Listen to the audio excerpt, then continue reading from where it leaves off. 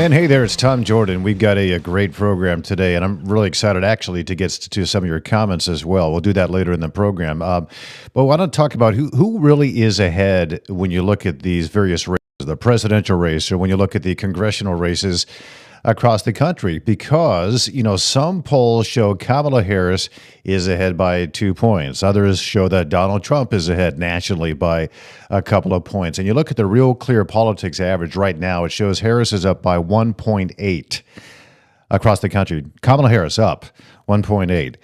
Every single poll in that average favors Kamala Harris, except for one. That's Rasmussen. Rasmussen, from my own personal history of watching polls for many years, has historically been, I think, more accurate than, Quinnipiac, which favors Democrats, more accurate than New York Times, Siena, more accurate than NPR, PBS, Marist, etc. Yahoo News in this is typically a, left-leaning organization, but Yahoo News in this latest poll that came out shows that at least they're showing there is a tie, nationally speaking, between Kamala Harris and Donald Trump. But Rasmussen again shows Trump is ahead in this race, and there are different methodologies, and that's why that is the case. So in this episode of Tom Jordan Live, I'll be speaking with Mark Mitchell, the pollster with Rasmussen, to get into that subject. We'll break it down, and we'll talk about some of the methodologies and the honesty from pollsters and that kind of thing. So we're going to talk polling. We're going to talk about this disconnect between certain pollsters, which methodology is the most accurate. That's coming up here in just a moment, just seconds away. More headlines are also coming up here, and then we'll get to your comments and your questions. All that after our interview here on Tom Jordan Live. Just a reminder to chime in. Make sure you do comment or you ask some questions in the comments section. I'll get to those, of course, in just a moment. Also, just a reminder, the best way you can help Tom Jordan Live is simply to subscribe free of charge to our various podcasts and, of course, on YouTube, and then just click that notification bell as well. Okay, so despite Kamala Harris holding a slight national lead, state-level polling increasingly shows that Donald Trump is gaining momentum in these key battleground states. And it suggests a possible underestimation of his support by various pollsters. These polling discrepancies and the shifts in core demographics point to a stronger than anticipated lead for Donald Trump as the race continues. And I wonder, how is it that Kamala Harris is doing so well when you consider the past 3.5 years? After all, she is the vice president. Look at this. Would you have done something differently than President Biden during the past 4 years? There is not a thing that comes to mind in terms of, and I've been a part of most of the decisions.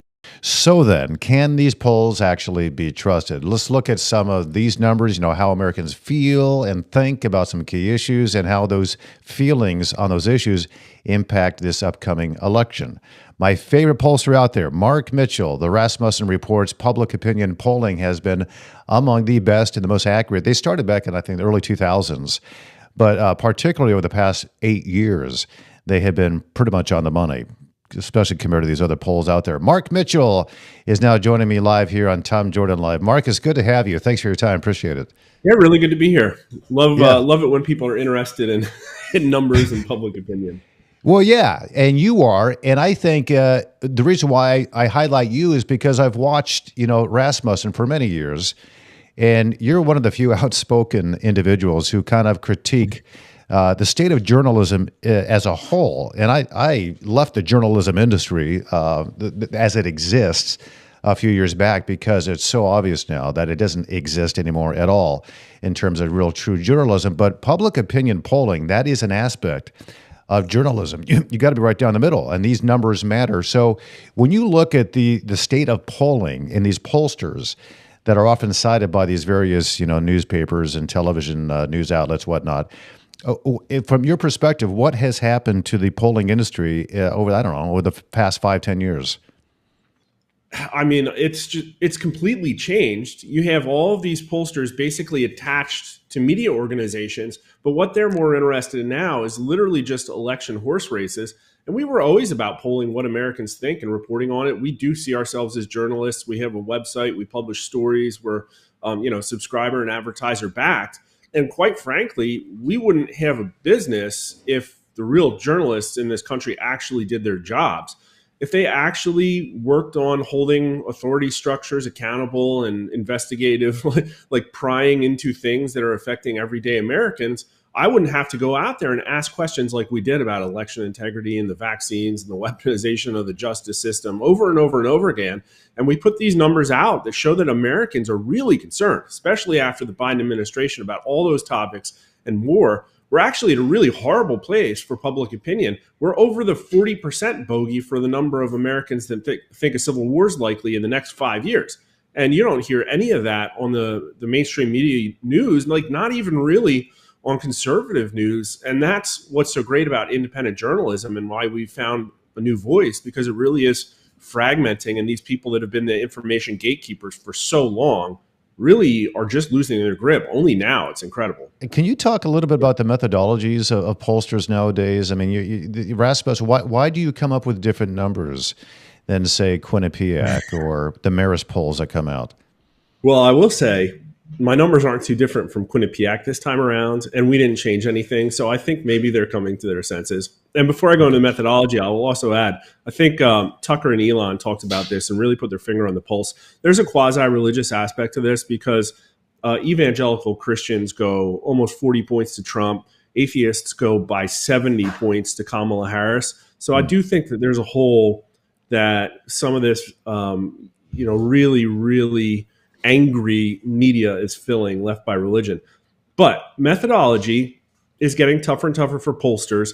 Kind of the inescapable truths are that polling is going to get more and more fragmented. We're going to reach less and less people in the country, but polling will also still exist. And what we've been doing is trying to change our methodology as little as possible. We haven't been plowing into these online panels that everybody's used. Right now, we're 50% online panel, but we're also still 50% landline phone because I have 400,000 Americans that answered a survey in the last 3 years. And over 50% of the electorate is over the age of 50. So why would I throw those people out? But you have people doing SMS texts, but the response rate is so incredibly low. You have people building their own online panels, their proprietary ones like Ipsos, which only has 50 or 60,000 people. And our goal is to reach as many Americans as possible. I think we're reaching well over a million Americans. I don't think a lot of other pollsters can say that. But then the other thing is we're just trying to be accurate. If we're not accurate, our business dies. And, I think people have biases, but polling shouldn't. And like you said, time and time again, there's always a left bias in these polls, especially when Donald Trump is involved, in a way that is just absolutely embarrassing, and it never seems to be fixed. We had pollsters that had a 6, 7 point, even 8 point left-leaning bias in 2016 and 2020, and I don't think it's as bad as it was, but even a 2 or 3 point left-wing bias in the polling now means that Donald Trump is going to run away with a massive popular vote win. We have Donald Trump at 2 points. There's actually quite a few pollsters. We're not out there totally on our own. The problem is all the really left-leaning polls are the ones that get most of the funding. So the ones that are accurate, that are sort of in our neck of the woods, really don't put that many polls out. But you have Trafalgar, Atlas Intel, Rich Barris, New York Times had Trump up 1. We have Trump up 2.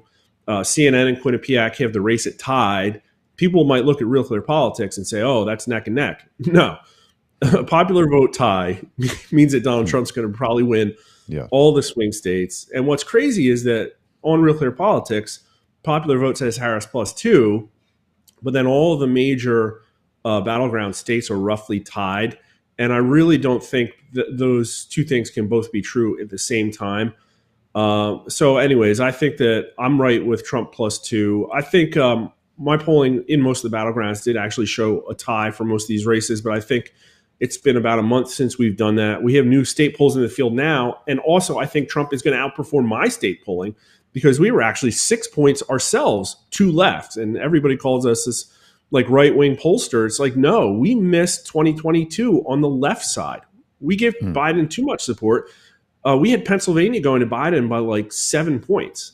Right now, we have it tied. I only took about 4 or 5 points of that slop out of our weighting. So I think, again, Donald Trump might be getting 2-3% in Pennsylvania, but anybody for the last month and a half, this is, I mean, you'll appreciate this. This is how crazy the narratives are. and why I think we see the mainstream media narrative of Kamala winning all imploding now, is that the Real Clear Politics Pennsylvania page has been, for anybody with a shred of political knowledge, has just been blatantly easy to read. For a month and a half, Trump is winning Pennsylvania. It says tie, but like a single point of left-wing polling bias, and Trump wins that state. And everybody's known it, has been there, and hasn't moved. But all of a sudden, everybody's this week is pretending like, oh, the polls moved against Kamala Harris. No, they haven't. The media, the narrative moved against Kamala Harris. Mark Mitchell with Rasmussen Reports. Mark, good to talk to you. Thank you for your time. I appreciate it. Happy to be here. Anytime. All right. All right. Take care. Have a good one. Look at the markets, the economy, and the latest job numbers that came out on Friday. The job numbers. Yeah. Larry Summers, by the way, he criticized the Federal Reserve's half-point rate cut after these stronger than expected job growth numbers in September that we saw on Friday. He called it a mistake in hindsight, looking back to the rate cut. He says the risk of a hard or a no landing, a soft landing looms, he says, forcing the Fed to tread cautiously in future rate decisions. Summers, he was arguing that the September rate cut was a misstep, given these job numbers that came out. I'm a little skeptical on the job numbers themselves because we've seen some corrections, some major ones in times past. But if the job market is strong, further stimulus could lead to overheating the economy, is what he says, increasing inflationary pressures unnecessarily. So the U.S. economy, what they said on Friday was they added 254,000 jobs. What was expected was about 140,000 jobs. So this is far greater than that. And the data suggests that the labor market does remain robust, is what they're saying, raising questions about the need for aggressive monetary easing. So the unemployment rate dropped to 4.1%. But remember, it was down in the threes not that long ago. So it has gone up quite considerably. The question I have about this, tight labor market and whatnot that could drive these wages higher is where are these jobs? Where are these jobs? Because you look at the June jobs report that came out. They touted 206,000 jobs added, but the reality is far less impressive. The report masks this deeper issue that is out there, that more than half of those jobs were replacing the jobs, the previously overstated positions from earlier months. So I remember they had to cut, I think it was about 800,000 jobs that they said, oh, we got 800,000 jobs. And then they said later, actually, no, we didn't. That was an overestimate. Sorry about that. And it got some press in the more conservative outlets, but the other liberal ones didn't really want to touch it that much. So those are from earlier months. We lost all those jobs in reality. So there is an unstable labor market under Biden's administration in what I and what other economists have said in the past. And a third of those June job numbers, a third of those jobs were government jobs, pushing the public to private employment ratio dangerously high. So again, those are taxpayer-funded jobs. They're not private sector. And then you look at this trend towards government job growth in it's unsustainable since each government job is supported by taxes from private sector jobs.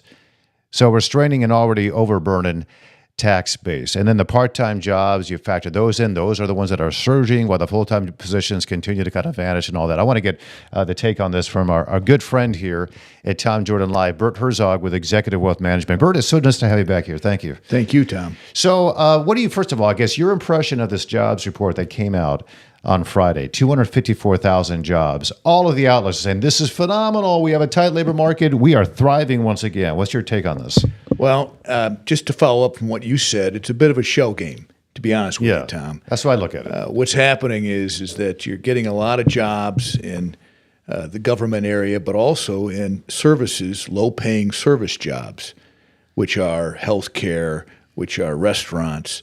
And really, you're not getting the jobs where we need them, which is manufacturing, which is engineering, which is businesses hiring people as we want to grow this economy based on the recovery post-COVID. So in reality, I think what's happening is that, in fact, they've even stated that this is the case with that $800,000 misprint on the jobs. 800,000 jobs. 800,000 jobs. But what's happened is a lot of U.S. citizens are losing their jobs to the tune of 700 to 800,000, where a lot of these new jobs are undocumented migrants, Yes. 1.2 million. So it's really a strange seesaw event, and I think they're not really publicizing what's happening to our economy. Okay, so that really is happening. So you said 1.2 million illegal immigrants are getting jobs, and those are included in the job numbers that are coming out? Yes, they are. Oh, my goodness. So, really, it's being misrepresented to the public. So I heard that. Well, we don't know for sure if that's the. I know it is. I know the number because I've looked at the numbers myself. But they said this will all be borne out when in the census numbers. And I thought to myself, well, the census, they took that question off the census in terms of are you a U.S. citizen or not when they take these census. So it seems to, a lot of this seems to be buried. It's a shell game. It's a shell game, as you talked about. So. What is the reality? Because when I look around at people I know, and I know this isn't data, but you kind of get an understanding of what's happening in your own communities, in your own states. I know a lot of people who are coming out of college, they cannot find a job, and they're applying to like 300 different places, and they're not getting the jobs that they're being told are really out there. But of course, those are the private sector type of jobs. So the reality of both coming out of school, or if you've lost your position at maybe one of these high tech firms that are laying off, tens of thousands of people, how difficult then is it to get back into the workforce? Well, it's very difficult, especially with the tech firms not hiring the way they were, and they're laying off people. So a lot of these people coming out of college are getting temporary jobs as bartenders, as service-oriented jobs, waiting for their opportunity to get into this economy. So what really needs to happen is that we need to focus in on providing jobs for the people who are qualified for those jobs, holding on to manufacturing jobs here in this country. Yeah. And we're losing those. We lost 24,000 2 months ago. We lost 7,000 here at this last report. And who knows, Tom? I mean, they're always redoing this report, and so I really don't think that this is going to stand a couple months from now. It's the same way you advise your clients with executive wealth management on how you handle your finances at home, what the percentages and the ratio and how much you want to put into investing and then in savings and then paying off your bills and living within your means. We're speaking with Bert Herzog with executive wealth management. We'll get your questions in a moment, comments and questions. So when it comes to that, when you're talking with your clients, executive wealth management, and they're saying, "Listen, Bert, I had planned my retirement at this such time, but with inflation now coming in, and maybe the stock market's doing well. And I know it went up based on the job numbers on Friday, and that was the reaction to it. But I always feel like once they come back to reality, what kind of jobs these are, the markets are kind of level out again."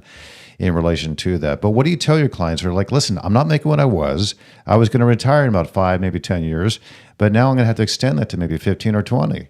How do you counsel them through these different difficult scenarios? Well, obviously, each situation is different. Yeah. But currently, right now, we are rebalancing to become more taking profits off the table. We've had a great run. And what we try to do with our clients is make sure that they're in a position that they keep their expectations appropriate for retirement income planning. Here's another one. Watch out. A flag on the hit by Derwin James. Yeah, that hurts. And oftentimes when we think of broken bones or some type of orthopedic injury, that's what we think of. We think of a bad hit in the NFL at a football game. Maybe it's baseball or something of that nature, or a kid climbing a fence and falling off and breaking his or her arm. But the reality is a lot of these orthopedic injuries, broken bones or problem with your hips and knees, they happen over a longer duration, a longer period of time. It's this constant wear and tear. And then sometimes it might be that final thing that causes it to snap or something of that nature. So the reality is a lot of Americans and a lot of people in Michigan, Southeast Michigan, are suffering with these things as well, wondering what they should do about it.